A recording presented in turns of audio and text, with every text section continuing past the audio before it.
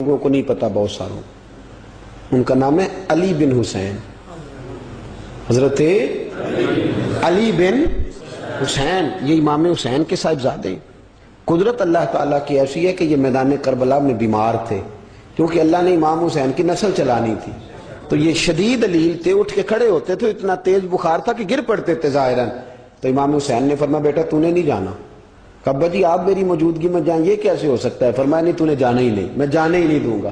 تو حضرت امام زین العابدین علیل تھے، امام زین العابدین رضی اللہ تعالیٰ عنہ نے 3 سال تک حضرت علی کی صحبت اٹھائی ہے۔ بعض روایات میں اس سے زیادہ بھی آیا ہے۔ کچھ لوگوں نے لکھا جب آپ میدان کربلا میں گئے تھے تو 30 سال سے عمر زیادہ تھی، 30 سال سے عمر، اور داڑھی مبارک جو تھی نا آپ کی، جو لوگ شروع سے داڑھی نہیں نہ کٹواتے ان کی زیادہ لمبی نہیں ہوتی، جو شروع سے داڑھی رکھ لیتے ہیں نا، کیا پنجابی میں کہتے ہیں، سچی داڑھی، اور ان کو خرشت بھی نہیں کرانا پڑتا، میں نے بھی کبھی نہیں کرایا، ضرورت ہی نہیں پڑی، وہ نہیں کرانا پڑتا اس لیے کہ جو داڑھی شروع سے ہوتی ہے نا وہ اتنی زیادہ بڑی بھی نہیں ہوتی اور پھیلتی بھی نہیں۔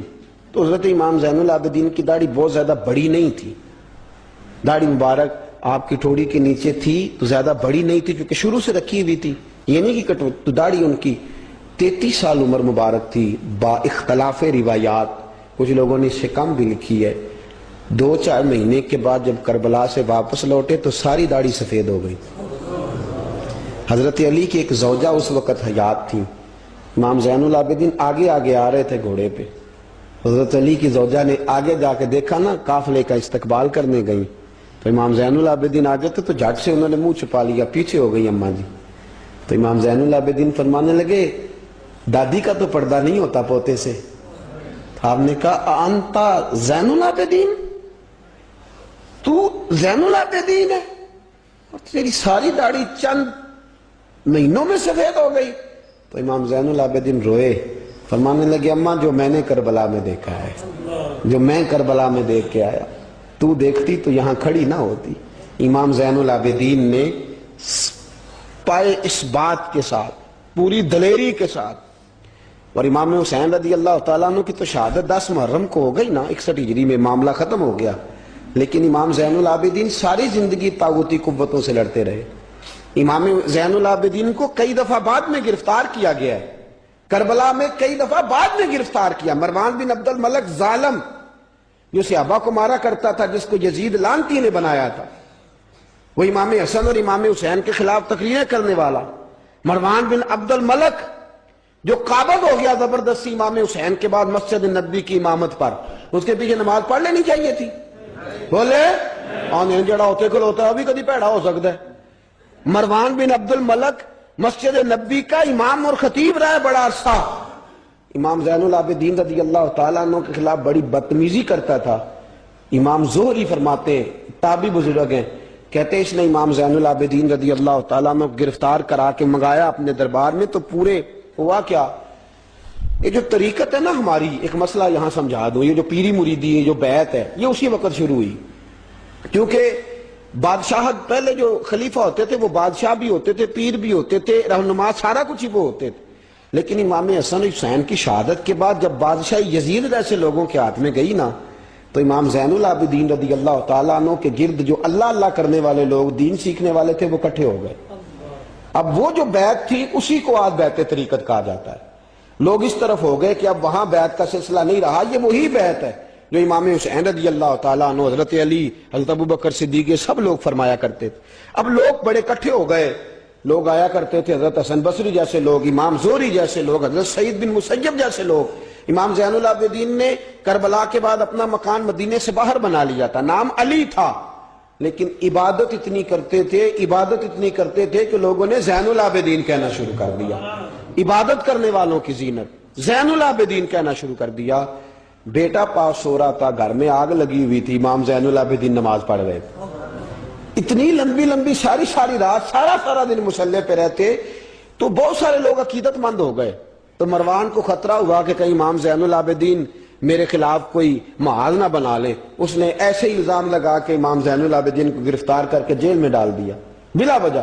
امام زہری کہتے ہیں میں کھانا لے کے گیا تو امام زین العابدین نے نا وہ بیڑیاں پہنی ہوئی ہیں، ہتھ کڑیاں پہنی ہوئی ہیں، پیروں میں بھی ہاتھوں میں بھی، تو کہتے ہیں میں نے کہا حضور آپ کتنی تکلیف میں ہیں. یہ لفظ میں نے کہے تو میرے شیخ تھے، استاد تھے، پیر تھے، میں رو پڑا. میں نے کہا حضور آپ کتنی تکلیف میں ہیں؟ تو کہنے لگے زوری میرا امتحان ہے، مجھے امتحان دینے دے، میرا رب میری آزمائش کر رہا ہے تو مجھے کرنے دے، تجھے کیا، تو کیوں روتا ہے؟ تو کہا حضور آپ اتنی تکلیف میں ہیں. فرماتے انہوں نے اللہ اکبر کہہ کے دونوں طرف سے زنجیروں کو پکڑا.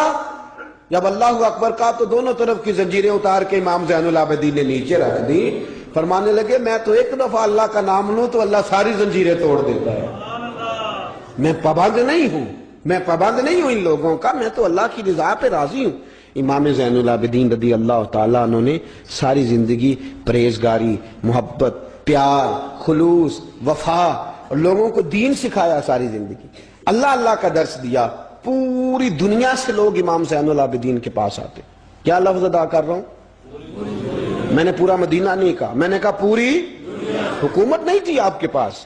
حکومت میں مروان بن عبد الملک تھا، کیونکہ 4 سال 4.5 سال یزید رہا ہے. امام حسین کی شہادت کے بعد صحابہ سارے، اہل بیت نبوت سارے، جتنے بھی حضرات ہوتے تھے پوری دنیا سے جو اہل عقیدت تھے وہ امام زین العابدین کے آستانے پہ حاضری دیتے تھے. سعودیوں نے سارے نشان مٹا دیے ہیں لیکن امام زین العابدین کا گھر ابھی بھی موجود ہے. میں نے الحمدللہ 2 دفعہ اس کی زیارت کی ہے اور مجھے وہاں لوگوں نے بتایا کہ مشینیں لے کے جاتے ہیں لیکن وہاں کوئی مشین چلتی ہی نہیں. ساری زندگی اس مکان کے اندر امام زین العابدین عصر کے وقت مسجد نبوی میں آیا کرتے تھے، عشاء کی نماز پڑھ کے چلے جایا کرتے. ساری زندگی امام زین العابدین نے نماز میں، عبادت میں، ذکر میں، فکر میں. شمر جو تھا نا، ایک اس کے بارے میں روایت ہے، ایک عمر بن سعد کے بارے میں. جب مختار کے فوجی لگے نا پیچھے کہ ہم نے مارنا ہے امام حسین کے قاتلین کو، تو اس کے شمر کے پیچھے بھی لگے تو یہ مدینے آ کے چھپ گیا تھا. اس کے پیچھے لگے تو یہ بھاگا، امام حسین پہ پانی بند کرنے والا. اور حضرت علی رضی اللہ تعالیٰ عنہ کے پوتے حضرت علی اصغر کے گلے میں تیر چلانے والا، یہ جب بھاگتا بھاگتا آیا نا تو امام زین العابدین کے خیمے میں جا گھسا. آپ مصلے پہ بیٹھے تھے، یوں نظر اٹھائی تو کہتا ہے میں نے پانی پینا ہے. پانی بند کرنے والا کہتا ہے میں نے یہ حوصلے دیکھو، دلیریاں دیکھو. امام زین العابدین خود اٹھے، پیالہ پکڑا، پہلے اسے دھویا، پھر اس میں پانی بھرا، پانی بھر کے اس کو پلایا. اور پینا ہے؟ کہتا ہاں. ایک پیالہ اور دیا. اور پینا ہے؟ کہتا ہاں. ایک پیالہ. اتنا پانی دیا کہ شرم سے پانی پانی ہو گیا، شرمندہ ہو گیا کہ یہ امام زین العابدین. باہر نکلا، دل میں خیال آیا زین العابدین نے پہچانا نہیں، اگر پہچان لیتے تو ایسا نہ کرتے. پھر اندر آ گیا، کہنے لگا شاید آپ نے مجھے پہچانا نہیں. امام زین العابدین کی آنکھیں آنسوں سے برس پڑی. فرمانے لگے تو نے میرے 6 ماہ کا بھائی پیاسا مار دیا تھا، تجھے میں بھول سکتا ہوں؟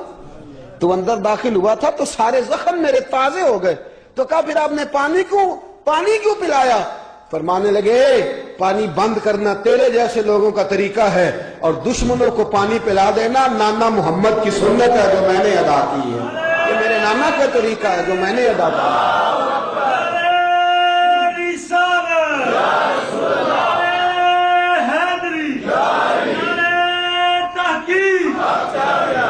یہ گراؤنڈ امام حسین نے بنایا ہے.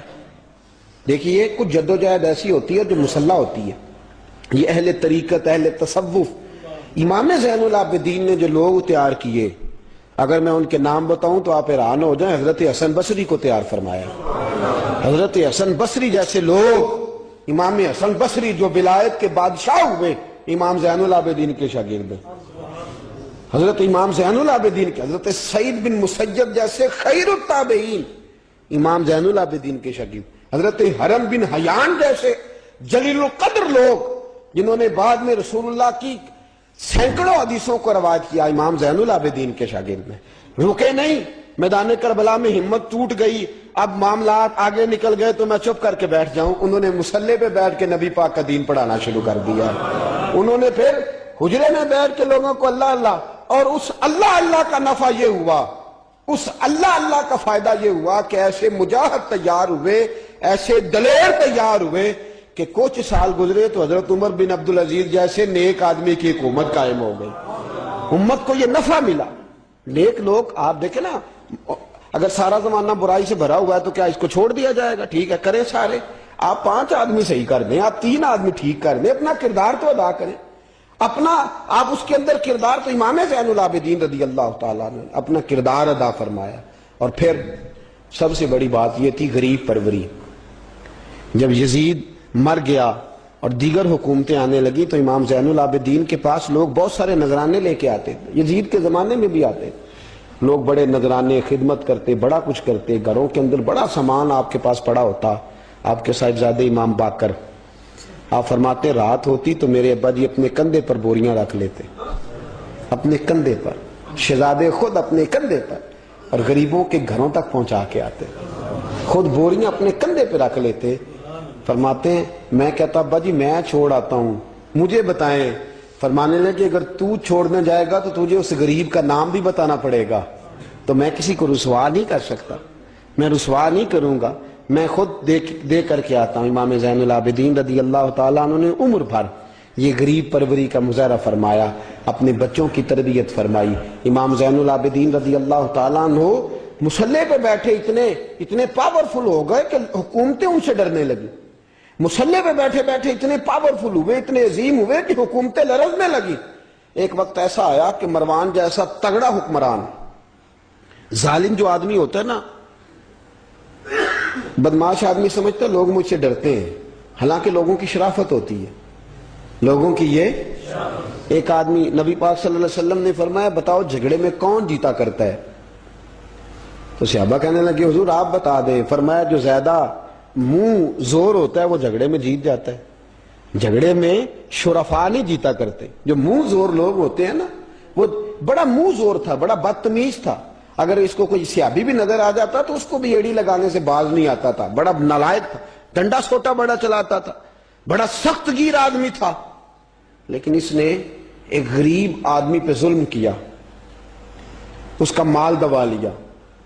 تو امام زین العابدین تھے نا، حضرت علی کے پوتے، اگرچہ بیٹھے تھے اندر حجرے میں بیٹھے تھے، آپ بظاہر تصوف طریقت کی خدمات سر انجام دے رہے تھے، لیکن اس شخص نے آ کے رویا، کہنے لگا حضور میرا اس نے مال دبا لیا ہے. تو امام زین العابدین نے چھڑی ہاتھ میں لی اور چھڑی ٹیکتے ہوئے مروان کے دربار میں پہنچے. کہنے لگے اس غریب کا مال تو نے لیا ہے؟ تو نے لیا اس کا مال؟ کہنے لگا میں گورنر ہوں. اس نے کہا نا زبردستی میں گورنر ہوں. تو وہ شخص کہتا ہے امام زین العابدین کے ہاتھ میں چھڑی تھی، زور سے فرش پر ماری. کہنے لگے انا ابن حسین، اگر تو گورنر ہے تو میں حسین کا بیٹا ہوں، میں حسین کا بیٹا ہوں، میں حسین کا بیٹا. 3 دفعہ امام زین العابدین نے یہ جملے کہے نا، تو گورنر ہے تو میں حسین کا بیٹا ہوں. پتہ ہے نا جب 3 دفعہ گرجدار آواز میں یہ جملے کہے تو امام زین العابدین سے کہنے لگا آپ چاہتے کیا ہیں؟ فرمانے لگے ابھی اس کا مال واپس ہونا چاہیے، ابھی اس کا مال واپس ہونا چاہیے. اسی وقت بھرے دربار میں مروان نے مال منگایا، اس غریب آدمی کو دیا. وہ غریب آدمی اپنا مال لے کے واپس چلا گیا.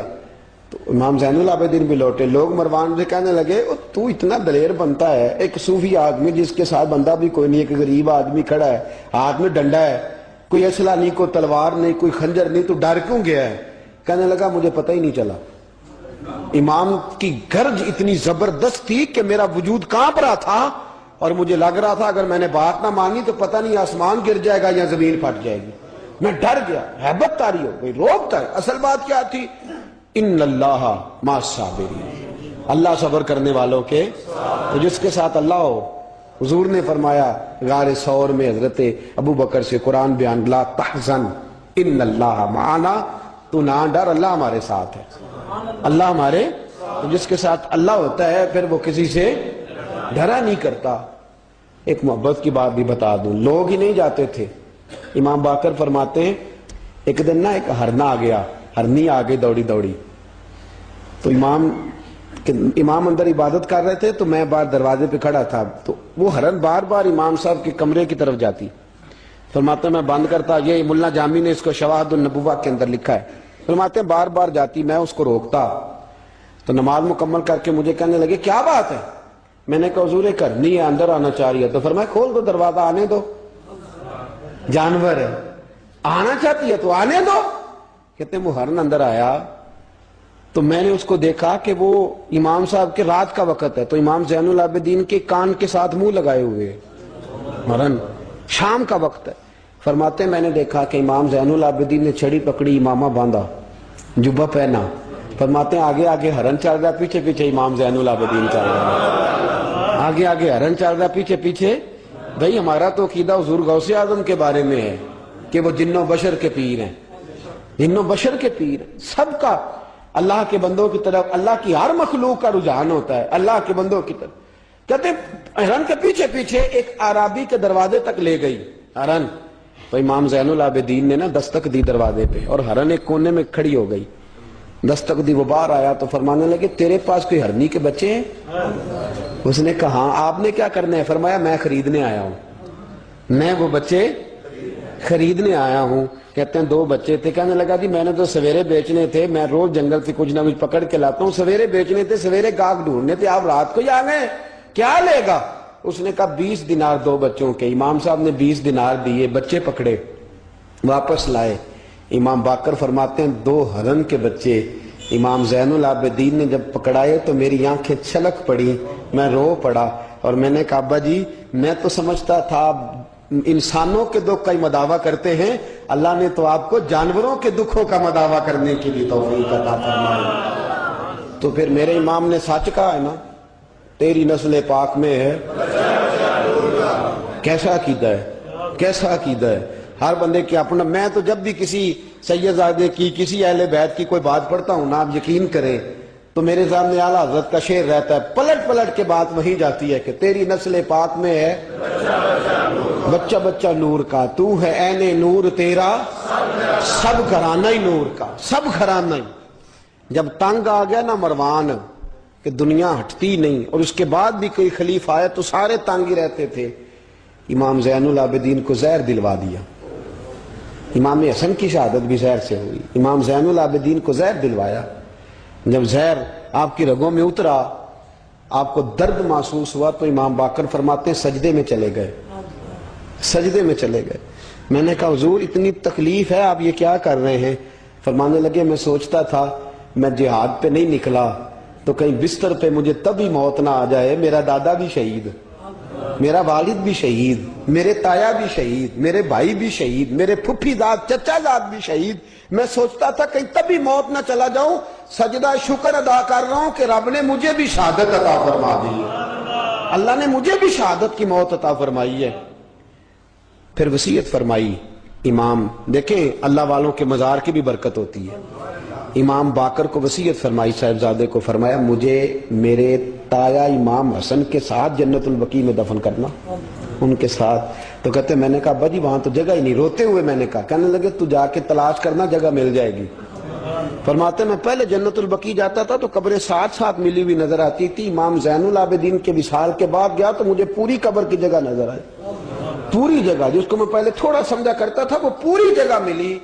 امام حسن کے بالکل متصل امام زین العابدین کا مزار ہے۔ امام زین العابدین نے سینکڑوں شاگرد چھوڑے، درجنوں ہزاروں کی تعداد میں آپ سے فیوز و برکات حاصل کرنے والے لوگ چھوڑے، اور جتنا صوفیاء کا سلسلہ پھر آگے بڑھا، حضرت حسن بصری، حضرت فضیل بن عیاض، پھر اس کے بعد حضرت سری سختی، پھر اس کے بعد حضرت میں اگر آپ کو دلائل کے ساتھ عرض کروں تو سارا فیضان امام زین العابدین کا ہے، سارا فیضان آپ کے اپنے صاحبزادے امام باقر کے بیٹے امام جعفر صادق، اور امام جعفر صادق کے شاگرد اور مرید ہے امام اعظم ابو حنیفہ۔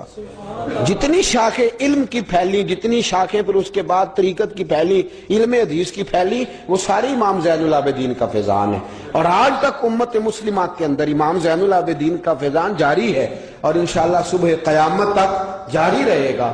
علمی فیضان بھی، روحانی فیضان بھی، اور دنیا میں جتنے سعادات پائے جاتے ہیں وہ بھی امام زین العابدین کی اولاد ہے۔ امام حسین کی ساری اولاد امام زین العابدین سے ہے۔ اللہ تبارک و تعالیٰ نے کس قدر فضل فرمایا۔ امام حسین کے ایک بیٹے ایک میدان کربلا میں موجود رہے، امام زین العابدین۔ یزید کے 14 بیٹے تھے، بچے تو ان کے بھی ہوئے ہوں گے، بات آگے۔ اور یزید کا ایک بیٹا بڑا نیک بھی تھا جو یزید کے بعد تخت نشین ہوا، اور بیٹھتے ہی اس نے کہا کہ میں اس تخت پہ نہیں بیٹھ سکتا جس تخت کے پائے میں امام حسین کا خون موجود ہو۔ اور میں نہ میرا باپ اس قابل تھا نہ میں اس قابل ہوں. یخرج الحی من المیت و یخرج المیت من الحی. اللہ زندوں سے مردے، مردوں سے زندے، اچھوں سے برے، بروں سے اچھے پیدا کر دیتا ہے. امام یزید کا بیٹا کہنے لگا کہ میں نہیں اس قابل کہ یہاں 40 دن اس نے کہا میں 40 دن دیتا ہوں، اپنا حکمران بنا لو. اس کے بعد وہ تخت سے نیچے اتر گیا. نیک بھی ایک بیٹا تھا لیکن پھر بھی یزید کی نسل آگے نہ بنی. نہ زیاد کا وہ ستم رہا نہ یزید کی وہ جفا رہی. جو رہا تو نام حسین کا جسے زندہ رکھتی ہے کربلا. جو رہا تو نام، اور انسان کو بیدار تو ہو لینے دے. ہر شخص پکارے گا ہمارے ہیں حسین. حضرت مولا علی شیر خدا کرم اللہ تعالیٰ وجہ الکریم فرماتے ہیں نبی پاک ایک سفر پہ گئے تو مجھے اپنا نائب بنا کے مدینے میں چھوڑ گئے حفاظت کے لیے. میری باتوں کی سمجھ تو آ رہی ہے نا آپ حضرات کو؟ حضور مجھے چھوڑ گئے. کہتے ہیں میرے پاس مال غنیمت کے تھوڑے سے پیسے تھے. میں سونے کا ایک ہار لایا، ایک لاکٹ لایا اور سیدہ فاطمہ کو تحفہ دیا. پہلی دفعہ سونے کا ہار انہوں نے پہن لیا. نبی پاک علیہ السلام کا طریقہ مبارکہ یہ تھا کہ حضور جب سفر پہ جاتے تھے تو سب سے آخر میں سیدہ فاطمہ کے گھر جاتے اور جب واپس آتے تو سب سے پہلے آتے. سب سے پہلے حضرت علی کہتے ہیں قاصد آیا، اس نے آ کے بتایا کہ کل نبی پاک واپس آ جائیں گے. سیدہ فاطمہ بڑے دنوں سے انتظار کر رہی تھی کہ حضور آئے نہیں، اتنے دن ہو گئے. جب جا کے بتایا نا کہ کل حضور آئیں گے تو کہتے سیدہ نے صبح سے صفائیاں شروع کر دی. کھانا پکایا اپنے محبوب کے لیے، حضور کے لیے بہترین کھانا بنایا اور بہت ساری تیاری کی. کہتے ہیں حضور آئے حسب روایت، حسب عادت، وہی مبارک عادت جو محبوب کی ہمیشہ سے تھی. نبی پاک آئے، پہلا قدم سیدہ فاطمہ کے گھر میں رکھا، السلام علیکم کہا اور سیدہ نے وعلیکم کہا تو حضور نے ان کا چہرہ دیکھا تو واپس چلے گئے. حضرت فاطمہ رونے لگ گئی. مولا علی شیر خدا کہتے ہیں میں گھر آیا تو بی بی صاحبہ زاروں قطار رو رہی. فاطمہ کیا ہوا؟ کالی پتہ نہیں، حضور سلام لیا واپس چلے گئے، ایسا کبھی ہوا ہی نہیں، پتہ تو کریں. شیر خدا کہتے ہیں میں مسجد میں گیا تو نبی پاک بھی ایک کونے میں بیٹھ کے رو رہے تھے. میں نے کہا یا رسول اللہ آپ یہاں رو رہے ہیں، فاطمہ وہاں رو رہی ہے، بات کیا ہے؟ تو نبی کریم علیہ السلام نے فرمایا وہ میری بیٹی ہو کے سونا پہنتی ہے. اگر فاطمہ بھی سونے سے پیار کرے گی تو امت کی غریب بیٹیاں کدھر جائیں گی؟ وہ بھی سونا پہننے لگ گئی ہے. وہ بھی اگر یہ کام کرے گی تو غریبوں کی بچیاں کس کے طریقے پہ چلیں گی؟ وہ بھی سونا پہنتی ہے. حضرت علی کہتے ہیں میں نے کہا یا رسول اللہ انہوں نے نہیں پہنا، وہ تو میں نے لا کے دیا ہے، انہوں نے خواہش نہیں کی. تو محبوب نے فرمایا اسے جا کے بتاؤ. حضرت فاطمہ الزہرا رضی اللہ تعالی عنہا کو جا کر کے بتایا گیا کہ محبوب پاک تو اس بات سے آپ سے ناراض ہے. حضرت فاطمہ نے اسی وقت سونا اتارا، کہا علی جو مدینے میں سب سے غریب گھر ہے اسے دے آ جا کے. بھائی نبی پاک نے انہیں سادگی میں رہنا، پاکیزگی میں رہنا سکھایا، انہیں حسن سکھایا، انہیں عبادت سکھائی. نبی پاک علیہ السلام، یہ تو ساری دنیا بیان کرتی ہے کہ امام حسین نبی پاک کے کندھے پہ بیٹھ جاتے تھے سجدے کے عالم میں تو 72 تسبیحیں حضور پڑھتے تھے. پتہ ہے حضور سکھاتے کیا تھے؟ نبی پاک امام حسین کو سجدہ کرنا سکھا رہے تھے. حضور سجدہ کرنا سکھا رہے تھے. سجدہ کرنا. پورے کربلا میں، پورے کربلا کے واقعے میں کسی جگہ بھی امام حسن اور امام حسین نے کسی ایک مقام پہ بھی یزیدیوں سے کوئی مطالبہ نہیں کیا، کوئی بات نہیں منوائی، کہا جو تمہاری مرضی. ایک بات صرف کی، ایک گزارش، توجہ ہے میری بات پر، ایک بات صرف کی، ایک مطالبہ رکھا. جب 9 محرم کو عمر بن سعد نے، شمر نے، ان سب نے کہا نا کہ حسین یا اب بات ختم ہو گئی، یا بیعت کرو یا جنگ کرو، تو امام حسین نے فرمایا مجھے ایک رات کی مہلت دو. علی کے بیٹے مہلت مانگ سکتے ہیں؟ بولے نا یار، مہلت مانگتے تھے وہ، کیا ضرورت تھی؟ امام حسین نے فرمایا مجھے مہلت دے، ایک رات رہ گئی ہے، میں راج کے سجدے کرنا چاہتا ہوں. سجدوں کے لیے مہلت مانگی، سجدوں کے لیے. توجہ ہے میری بات پر؟ محفلیں لمبی، نمازیں چھوٹی. 24 گھنٹے آپ کسی کو بٹھا لیں باہر، وہ بیٹھا رہے گا، گپے لگائیں. نماز کا ٹائم ہوگا تو پتہ نہیں کیا ہو جاتا ہے، لوگوں دوڑ گئے، او ہو نماز پڑھنی پڑ جائے گی. ایسے لگتا جیسے کوئی بہت مشکل مرحلہ آن پڑا. بھائی کربلا والوں کا تو پیغام ہی نماز ہے، ان کا تو طریقہ ہی نماز ہے۔ امام حسین نے کہا ایک رات کی مہلت فقط اس لیے کہ میں کھل کے نمازیں پڑھ لوں ساری رات۔ بڑی باتیں تھی نا، بڑی باتیں۔ سیدہ زینب سے دکھ سکھ کر سکتے تھے ساری رات، امام زین العابدین کو بڑی باتیں بتا سکتے، بڑا کچھ ہو سکتا تھا، لیکن امام زین العابدین کہتے ہیں ساری رات حسین ابن علی نے سر سجدے سے نہیں اٹھایا۔ چل تو اس طرح کر، امام حسین تو ساری زندگی ساری رات پڑھتے رہے نا، تو چل ایک رات کی عبادت کر ان کے نام پر، ایک رات ساری جاگ نہیں نا تسی ہاں کی تھی، ایک رات کہی ہے میں نے۔ بڑا مشکل ہے ہمارے لیے، آپ یقین کریں مسلح، اور پھر کسی نے ہمیں کان میں بتا دیا ہے کہ تسی نسبت آ لے ہو، تسی بخشے ہو، اے کوئی پکی گل دس گیا ساری، اس میں کوئی شک نہیں کہ نسبت سے بخشے جائیں گے، لیکن امام حسین ڈائریکٹ نواسے ہیں نبی پاک کے، اگر وہ نسبت کے باوجود بھی ساری ساری رات نماز پڑھتے ہیں، تو کس قسم کا نسبت والا ہے کہ 10 محرم کو بھی تیری ساری قضا ہو جاتی ہے، ساری قضا چھٹی، ہم نسبت والے ہیں۔ بس نسبت کا یہ معیار ہوتا ہے، نسبت کا معیار یہ ہوتا ہے کہ جو محبوب نے کیا وہ ہم نے کر کے چھوڑنا ہے، وہ کام کرنا ہے۔ اور پھر اہل بیت نبوت کا اسوہ حسنہ پردہ ہے، پردہ۔ بڑی گمراہی آ گئی ہے امت میں۔ اب جو بچی MA MBA کر لیتی ہے، وہ سب سے پہلے یہ مطالبہ کرتی ہے کہ ہمارے حقوق برابر کے۔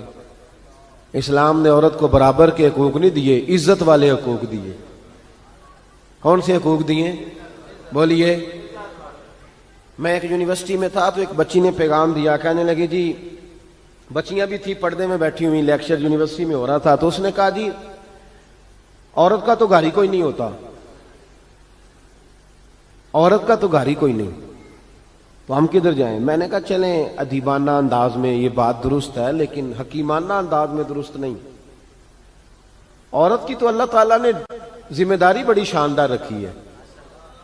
جب تک باپ جوان ہوتا ہے نا، توجہ ہے میری بات پر، جب تک باپ جوان ہوتا ہے تو بیٹی اس کے گھر رہتی ہے، اور جب بچی جوان ہوتی ہے، ابا تھوڑا بوڑھے ہونے لگتا ہے نا، تو اللہ تعالیٰ خامند کی ڈیوٹی لگا دیتا ہے عورت پر، اور جب خامند تھوڑا بوڑھا ہونے لگ جاتا ہے تو بچے جوان ہو جاتے ہیں۔ تو میں نے کہا بی بی تو سمجھی نہیں، تو کہتی ہے میرا گھر کوئی نہیں، رب کریم نے تو تیرا محافظ ہمیشہ جوان آدمی کو رکھا ہے، جوان کو، کبھی باپ کو، کبھی بھائی کو، کبھی بیٹے کو، کبھی شوہر کو۔ تو یہ کیسے؟ اسلام نے تو تیرے لیے جوان خون تیرا محافظ رکھا، اگر تو سمجھے۔ حضرت فاطمہ نے ساری زندگی پردے میں گزاری، ان کا ننگا سر کبھی سورج نے بھی نہیں دیکھا۔ یہاں اللہ خیر کرے دینداروں کی بچیاں پردہ نہیں کرتی، حاجیوں نمازیوں کی بچیاں پردہ نہیں کرتی۔ کپڑے استری نہ ہو تو گھر میں جھگڑا شروع ہوتا ہے، اور بی بی پردہ نہ کرے تو پرواہ کوئی نہیں۔ حضرت عبداللہ بن سہل ایک تابعی بزرگ ہے، نام یاد رکھنا۔ عبداللہ بن سہل کہتے ہیں سیدہ زینب جب کربلا سے واپس آئیں تو وہ میری پڑوسن تھیں، 15 سال کہتے ہیں میں ان کا پڑوسی رہا ہوں، 15 سال، 15، امام شورانی نے اس کو لکھا ہے، 15 سال میں حضرت زینب کا پڑوسی رہا۔ کبھی ہوتا ہے نا کہ بی بی برقع پہن کے باہر نکل آتی ہے، بازار جانا ہے، دوائی لینی ہے، کوئی کام ہے، کہتے ہیں 15 سال میں پڑوسی رہا، پر میں نے پردوں میں چھپی ہوئی زینب بھی کبھی نہیں دیکھی۔ ہوتا ہے نا برقعے میں بندہ بی بی دیکھ لیتا ہے، میں نے پردے میں چھپی ہوئی بھی بی بی کبھی نہیں دیکھی۔ تو کربلا والوں کا تو طریقہ پردہ ہے، ان کا طریقہ۔ اب آخری بات سنیں، کربلا والوں کا طریقہ حوصلہ ہے، ہمت ہے۔ ہمارے ہاں نا خودکشیاں عام، جھگڑا عام، لڑائی عام، اس کی وجہ یہ کہ حوصلہ کوئی نہیں، ذرا سی بات کے بندہ برداشت کرنے کو تیار۔ اہل بیت کا جو طریقہ ہے نا وہ حوصلہ ہے، وہ صبر ہے، وہ چلے محبت کی بات ہے کر دیتا ہوں۔ ایک بابا جی سے میں نے پوچھا، میں نے کہا جناب صحت کیسی ہے؟ کہ دکھا نہیں وڈیریاں کر چھڑیا۔ میں کہا کنی عمر تھوڑی؟ کہتا میں عمر تے ایویں 76 کو سال ہے۔ تو میں کہا دکھاں تو بغیر بھی ہوں تساں وڈیریا ہی ہونا سی، بس کر دے، دکھوں کو بدنام کیا ہوا بلا وجہ، اب بس کریں۔ وڈیرے ہونا تھا کہ نہیں ہونا تھا؟ تو نہ دکھاں دا لا دیتا ہے۔ ہجوم غم میں بھی توہین نے ضبط غم نہ ہوئی، ہم تو اس احتیاط سے روئے کہ آنکھ نم نہ ہوئی۔ اللہ والے تو مطلب شکوہ کرنا ہر وقت شکوہ، حوصلہ ہی کوئی نہیں، سکون ہی کوئی نہیں، پریشانی بڑی ہے جی، آزمائش بڑی ہے۔ کبھی آپ نے کہیں سنا ہے کہ واقعہ کربلا کے بعد حضرت زینب معاذ اللہ نفسیاتی مریض ہو گئی تھی. امام زین العابدین، سیدہ سکینہ، حضرت صغرا وہ حوصلے میں رہے، متوانا رہے. امام زین العابدین نے اس کے بعد بھی کئی دفعہ پیروں میں بیڑیاں پہنی، کئی دفعہ. سادات کا خاندان چلا. یہ جو داتا علی اجویری نے آ کے آپ کو کلمہ پڑھایا یہ بھی سید زادے ہیں. سیدوں کا قافلہ رکا نہیں، یہ خواجہ اجمیری بھی سید زادے، غوث پاک جیلانی بھی سید زادے. یہ سادات کا سلسلہ چلتا رہا. بار بار آ کے امت کی قیادت کی ان لوگوں نے. جب دیکھیں نا یہاں کسی بندے کا کٹا ہوا ہاتھ پھینکا جائے نا، بلکہ انگلی پھینک دی جائے تو لوگ ڈر کے بھاگ جائیں گے. کسی کا، اپنے کسی کا نہیں، کسی کا. کیونکہ انسان کا وجود کٹ جائے تو دہشت پیدا ہوتی، آپ ڈر کے بھاگ جائیں گے. امام حسین کا کٹا ہوا سر، توجہ ہے میری بات پر؟ ذرا غور کرنا. بندے کا سر کٹ جائے، ہم سنتے ہیں بات پر غور نہیں کرتے. دھاڑ ان کا پڑا تھا کربلا میں، کٹا ہوا سر، زلفیں، پگڑی، کٹا ہوا سر نیزے پہ. آگے آگے سر جا رہا ہے، پیچھے سیدہ زینب جا رہی، با پردہ یزید کے دربار میں پہنچی. بی بی صاحبہ پردے میں بیٹھ گئی. یزید کہنے لگا دیکھ لو اللہ نے مجھے عزت دی اور میرے دشمنوں کا معاذ اللہ کیا حال ہوا. جب اس نے یہ کہا نا تو حضرت نعمان بن بشیر صحابی بیٹھے تھے، اور ساتھ کہتے ہیں میرے ایک نابینا صحابی بھی بیٹھے تھے. حضرت نعمان بن بشیر کہتے ہیں کہ جب اس نے یہ کہا نا کہ اللہ نے مجھے عزت دی اور نقل کفر نہ باشد میرے دشمنوں کا یہ حال ہوا، تو کہتے ہیں سیدہ زینب وہاں سے اٹھ کے کھڑی ہو گئی. با پردہ سیدہ زینب کھڑی ہوئی اور فرماتے ہیں اس طرح نہیں کھڑی ہوئی کہ بیویاں روتی ہیں تو کہتی ہیں ہائے یہ ہو، اس طرح نہیں، حوصلہ، ہمت. اور جس طرح کوئی سیاںا خطیب خطبہ پڑھتا ہے اس طرح سیدہ نے خطبہ پڑھا. پہلے اللہ کی حمد کی، پھر نبی پاک پہ درود پڑھا، اور پھر قرآن پاک کی آیت پڑھی وَتُعِزُّ مَن تَشَاءُ وَتُذِلُّ مَن تَشَاءُ. یہ آیت پڑھی. کہتے سیدہ کی آواز میں وہ روب تھا، وہ گرج تھی، وہ وقار تھا، وہ اطمینان تھا کہ وہ نابینا صحابی میرا گھٹنا ہلا کے کہنے لگے نعمان علی آ گئے ہیں دربار میں، علی آ گئے ہیں. جبریل امی بول رہے ہوں جیسے، حکمت کے گوہر رول رہے ہوں جیسے. دربار دمشق میں بی بی زینب کا خطاب منبر پہ علی بول رہے ہوں جیسے. کہا یہ تو حضرت علی کی آواز. علی آ گئے کیا؟ علی آ گئے. سیدہ زینب فرمانے لگی یزید تیری حکومت ہے تو تو کہتا ہے کہ اللہ نے تجھے عزت دی، ذرا وقت بدلنے دے. ذکر تیرا بھی ہوگا پر تجھ پر لوگ لعنت برسائیں گے، اور جب میرے حسین کا ذکر ہوگا تو خطیب جمعے کے خطبے میں ذکر کیا کریں گے، خطبوں میں میرے نام. بھائی حوصلہ پیدا کرے زندگی میں. ہمارے اندر حوصلہ نہیں رہا، حوصلہ نہیں، توانائی نہیں. ذرا سی بات پہ ہم بگڑتے ہیں، ناراض ہوتے ہیں. اپنی طبیعتوں کو اکٹھا کریں. پہلا سبق یہ عرض کیا ہے کہ اہل بیت سے پیار کریں، بحث چھوڑ دیں. صحابہ سے پیار کریں اور بحث، نبی پاک کا میلاد منائیں اور بحث کرنی چھوڑ دیں. اور دوسری بات یہ کہ اہل بیت کا طریقہ فقر و فاقہ ہے، ان کا طریقہ سخاوت ہے، ان کا طریقہ پردہ ہے، ان کا طریقہ عبادت ہے، ان کا طریقہ حوصلہ ہے. حوصلہ مند زندگی گزاریں، توانائی والی زندگی گزاریں. اور پھر اہل بیت نبوت کا اسوہ حسنہ پردہ ہے. پردہ بڑی گمراہی آ گئی ہے امت میں. اب جو بچی ایم بی اے کر لیتی ہے وہ سب سے پہلے یہ مطالبہ کرتی ہے کہ ہمارے حقوق برابر کے. اسلام نے عورت کو برابر کے حقوق نہیں دیے، عزت والے حقوق دیے. کون سے حقوق دیے بولیے؟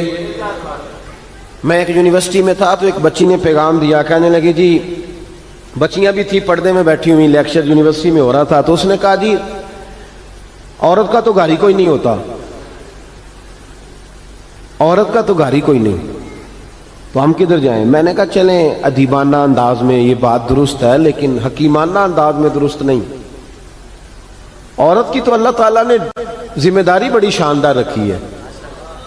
جب تک باپ جوان ہوتا ہے نا، توجہ ہے میری بات پر، جب تک باپ جوان ہوتا ہے تو بیٹی اس کے گھر رہتی ہے، اور جب بچی جوان ہوتی ہے ابا تھوڑا بوڑھے ہونے لگتا ہے نا تو اللہ تعالیٰ خامند کی ڈیوٹی لگا دیتا ہے عورت پر. اور جب خامند تھوڑا بوڑھا ہونے لگ جاتا ہے تو بچے جوان ہو جاتے ہیں. تو میں نے کہا بی بی تو سمجھی نہیں، تو کہتی ہے میرا گھر کوئی نہیں. رب کریم نے تو تیرا محافظ ہمیشہ جوان آدمی کو رکھا ہے، جوان کو، کبھی باپ کو، کبھی بھائی کو، کبھی بیٹے کو، کبھی شوہر کو. تو یہ کیسے؟ اسلام نے تو تیرے لیے جوان خون تیرا محافظ رکھا اگر تو سمجھے۔ حضرت فاطمہ نے ساری زندگی پردے میں گزاری، ان کا ننگا سر کبھی سورج نے بھی نہیں دیکھا۔ یہاں اللہ خیر کرے دینداروں کی بچیاں پردہ نہیں کرتی، حاجیوں نمازیوں کی بچیاں پردہ نہیں کرتی۔ کپڑے استری نہ ہو تو گھر میں جھگڑا شروع ہوتا ہے، اور بی بی پردہ نہ کرے تو پرواہ کوئی نہیں۔ حضرت عبداللہ بن سہل ایک تابعی بزرگ ہے، نام یاد رکھنا، عبداللہ بن سہل کہتے ہیں سیدہ زینب جب کربلا سے واپس آئیں تو وہ میری پڑوسن تھیں، 15 سال کہتے ہیں میں ان کا پڑوسی رہا ہوں، 15 سال، 15 امام شورانی نے اس کو لکھا ہے، 15 سال میں حضرت زینب کا پڑوسی رہا۔ کبھی ہوتا ہے نا کہ بی بی برقع پہن کے باہر نکل آتی ہے، بازار جانا ہے، دوائی لینی ہے، کوئی کام ہے، کہتے ہیں 15 سال میں پڑوسی رہا پر میں نے پردوں میں چھپی ہوئی زینب بھی کبھی نہیں دیکھی۔ کہتا نا برقعے میں بندہ بی بی دیکھ لیتا، میں نے پردے میں چھپی ہوئی بھی بی بی کبھی نہیں دیکھی۔ تو کربلا والوں کا تو طریقہ پردہ ہے، ان کا طریقہ، اب آخری بات سنیں، کربلا والوں کا طریقہ حوصلہ ہے، ہمت ہے۔ ہمارے ہاں نا خودکشیاں عام، جھگڑا عام، لڑائی عام، اس کی وجہ یہ کہ حوصلہ کوئی نہیں، ذرا سی بات کوئی بندہ برداشت کرنے کو تیار۔ اہل بیت کا جو طریقہ ہے نا وہ حوصلہ ہے، وہ صبر ہے، وہ چلے محبت کی بات ہے کر دیتا ہوں۔ ایک بابا جی سے میں نے پوچھا، میں نے کہا جناب صحت کیسی ہے؟ کہ دکھا نہیں وڈیریاں کر چھڑیا۔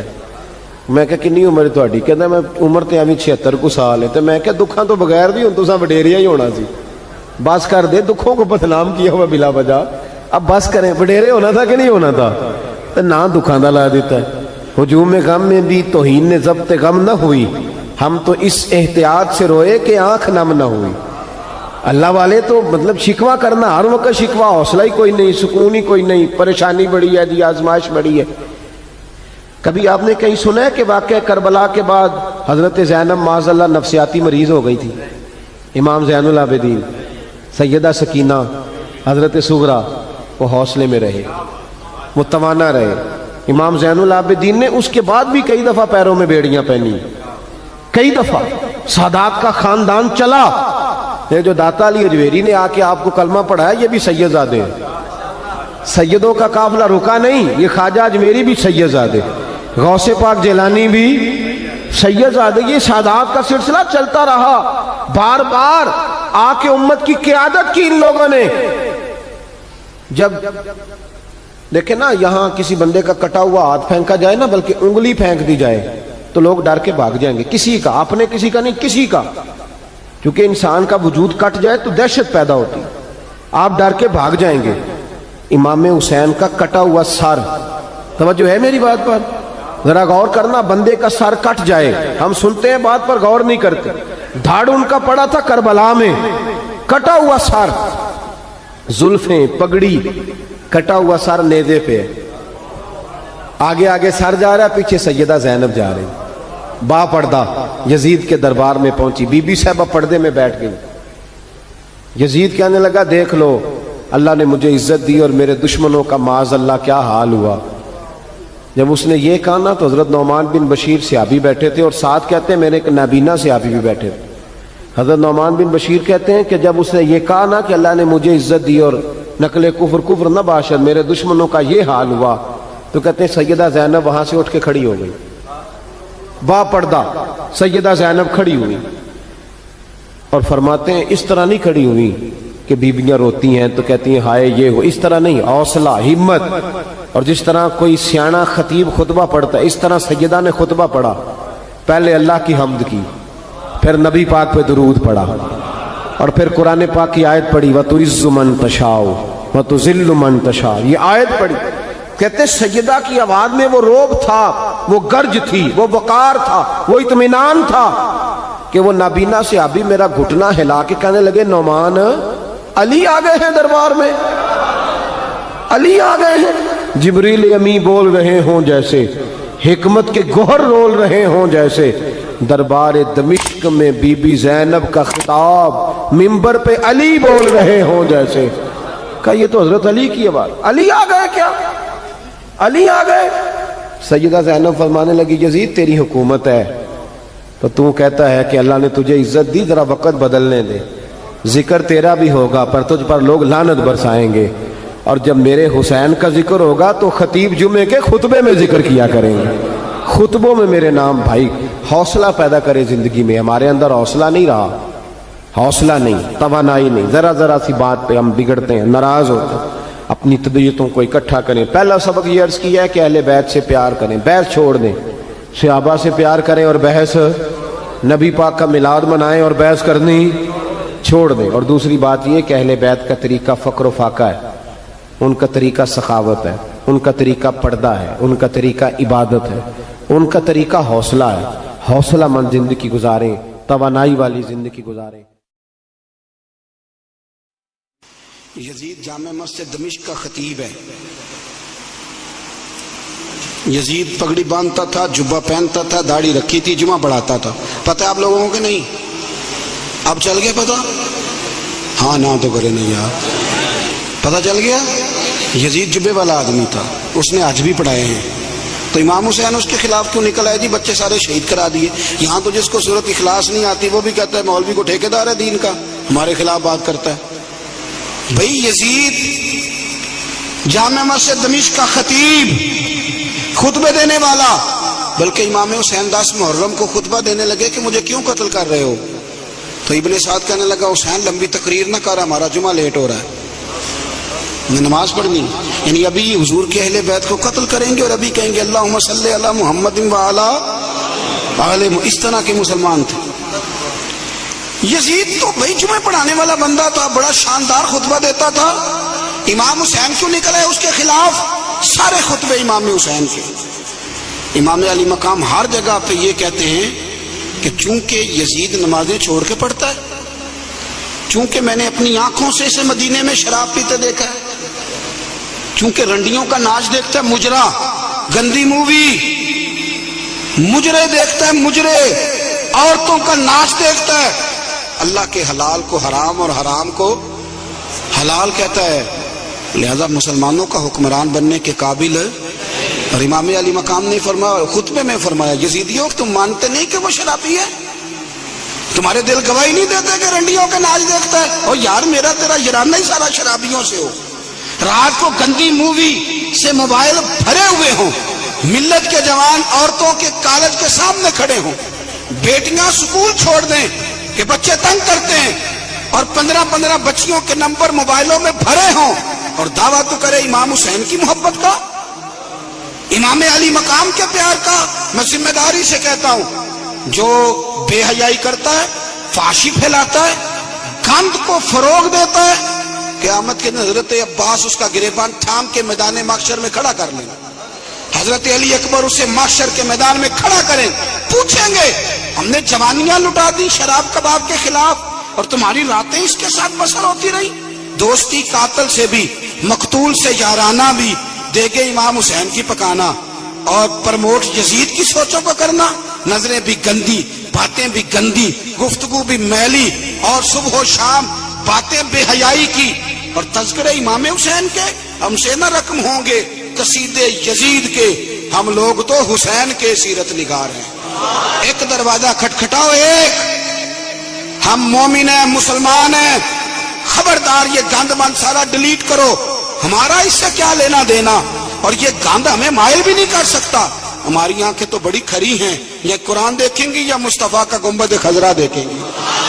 اس گند مند نوجوانوں، پاک جوانی اس کی ہوتی ہے جس کی جتنی زیادہ اللہ نے اسے قوت دی ہو اتنی پاکیزگی بھی دی ہو، جو ہر جگہ میل کچیل کرتا پھرے، ہر جگہ۔ وہ بھی کبھی محمد بن قاسم آئے یہاں لڑنے کے لیے،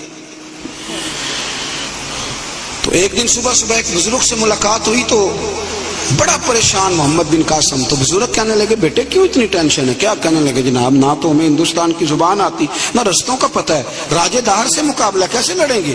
انہوں نے کہا تو ہمت کر، میں دعا کروں گا اللہ مدد کرے گا۔ چند دنوں کے بعد محمد بن قاسم پھر اس بزرگ سے ملے تو بڑے حشاش بشاش، بزرگ کہنے لگے کیا بات ہے، بڑے خوش ہو؟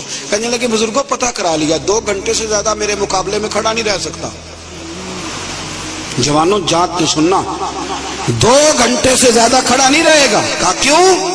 کہنے لگے میں نے پتہ کرایا ہے، وہ نظر کا گندا ہے، اس کی تو ماموں کی بیٹیاں اس کی نظر سے نہیں بچتی.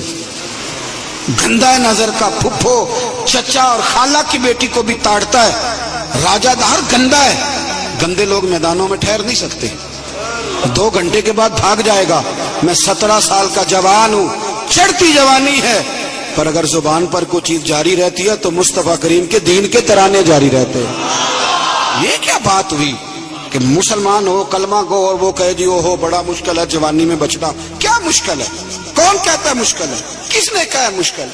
جوانی تو نام ہی پچ جانے کا نام, حوصلے ہی سارے جوانی میں ہوتے. اور تیری جوانی پر اقبال نے اپنے بیٹے کو دعا دی تھی, اس نے کہا تھا حیا باقی نہیں ہے زمانے کی آنکھ میں, خدا کرے کہ رہے تیری جوانی بے داغ. خدا کرے کہ. اور بھائی کیسے تو کہتا ہے کہ میں 1 منٹ, تو عاشق رسول ہے, تو عاشق امام حسین ہے, تیرے اوپر کسی غیر کا رنگ چڑھ جائے, او کچا رنگ للاری والا جڑا چڑھدا لیندا رہندا, اے عشق تیرے دا رنگ محمد چڑھ جائے پھر نہیں لیندا. اس لیے حسین والے بنے, حسین والے. ہر یزیدی کے خلاف لڑنا سیکھیں, بات کرنا سیکھیں. چند باتیں عرض کی ہیں. ایک تو سادگی اختیار کریں, دل کی صفائی اختیار کریں, قرآن اور عبادت کی طرف توجہ کریں, اپنے گھروں کو سنواریں, رزق حلال لے کے آئیں. اپنی زندگی آپ یہ نہ سمجھیں کہ میں ایک گھر کو صحیح کر لوں گا تو کیا ہوگا. گھر جب صحیح ہو جائے گا تو معاشرہ بھی صحیح ہو ہی جائے گا, آگے بات بڑھے گی. میں حاضر ہو گیا تھا آپ کے حکم پر, اور حسب توفیق میں نے کچھ بات بھی کر دی ہے. جب آپ لوگ دوڑتے ہیں نا ملنے کے لیے, اور کئی دفعہ گرتے بھی ہیں, تو بڑی شرم سی محسوس ہوتی کہ ہمارے لیے لوگ بیچارے اتنی تکلیف کر رہے ہیں. تھوڑی مہربانی فرمائیے گا, کچھ الرجی کا مریض بھی ہوں, زیادہ گرمی برداشت بھی نہیں کر پاتا. آپ تھوڑی مہربانی فرمائیں گے, مجھے اجازت مل جائے گی؟ نہیں جی منڈے نہیں بے تجھے, ہاں تو کر دو, مہربانی کرو. بزرگ آدمی سفید داڑھی والا میری طرح کے گناہگار آدمی کے اگر دوڑ کے ملنے آتا ہے گر جاتا ہے, اور پیچھے ہٹو پیچھے ہٹو. وہ لوگ بھی دیکھنے والے کہتے ہیں کس طرح کے لوگ ہیں, سیانا بیانا بندہ ملنے آیا اور اس نے ہاتھ ہی نہیں ملایا. میں زیادہ دور نہیں رہتا, گھنٹے سوا کے فاصلے میں, جس نے ملنا ہو جمعرات کو آ جائے, انشاءاللہ کھانا بھی کھلاؤں گا. عصر کے وقت آ جائے, اللہ خیر کرے گا. شوق جو ہے ملنے کا, تو شوق تو پانی لوڑ نہیں ہڑا نو راہ برآں دی. شوق تو رستے سارے آسان کر دیتا ہے. اللہ آپ کو جزائے خیر دے, لیکن یہ ادم پیل نہیں مچائیے گا. اللہ آپ کو ہمیشہ آباد فرمائے. آخر دعوانا الحمدللہ. دے کے حضور آکھن منگتے دی خیر ہووے, دے کے حضور آکھن منگتے دی خیر ہووے. منگتا کبے سخی دے, منگتا کبے سخی دے, بوہے دی خیر ہووے. دے کے حضور آکھن منگتے دی خیر ہووے, دے کے حضور آکھن. اور جنت بڑی جگہ لگیا جڑی جگہ تے, جنت بڑی جگہ